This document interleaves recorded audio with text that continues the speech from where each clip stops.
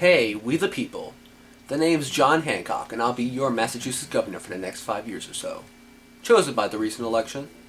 But to be fair, if you don't know who I am, then you're just a dirty plebeian. I am one of the wealthiest men in the colonies, and during our war with the British, I was president of the Continental Congress, and I wielded my financial power effectively to help us win.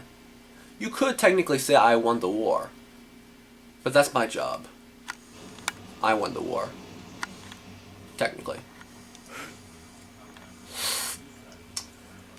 Despite the happiness of being elected to be the Massachusetts governor, this is turning into a very difficult patch in my life. I've got a serious case of gout forming in my feet. Inflammation makes it difficult to do most basic of tasks. This may be one of the more dark moments in my life. The only time that could really possibly compare was when my ship, the Liberty, was seized by those darned British on the grounds of smuggling. But even then I turned it around on them. You know what? I remember like it was over 12 years ago. Oh my clockmaker, guys. They seized my ship, the Liberty!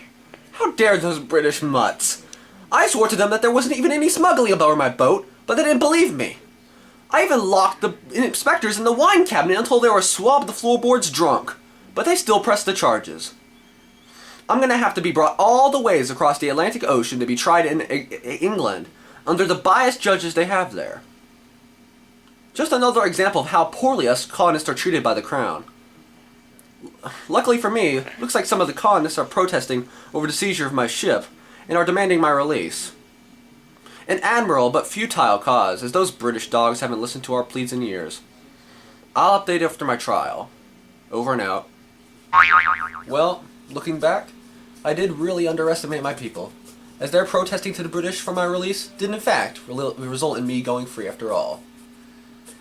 The idea that some ragtag colonists grouping together could free me from the clutches of the most powerful empire on earth is still an idea that just amazes me.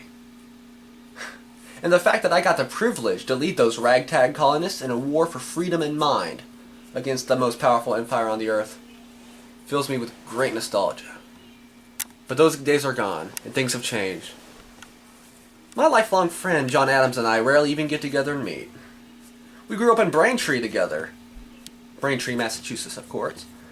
And there we just read and played, along with his brother Samuel. Of course, this changed when Uncle Thomas, who'd kept watch over me for so many years since my clergyman father passed on himself, and his riches became mine. I had been raised connected with both the rich and the poor. The rich being my friends at Harvard and my Uncle Thomas, and my poor connections being with my friends I grew up with. Since I was not used to overflowing with money, that's exactly what I did. I let all my overflow into the community, be it projects, homeless families, and other places where my money could actually benefit someone besides rotting in a box. Now I don't really have that much money, as I spent nearly all of what I had in the war, securing alliances and assets from our fight.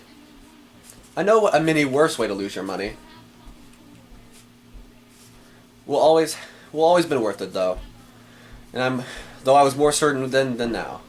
After the Liberty affair, over which I enjoyed the pretentious honors of dubbing, I was deeply involved in the campaign. Either way, it ended in a bloody war for life, liberty, and the pursuit of heroin. Cheerio, non-British chaps!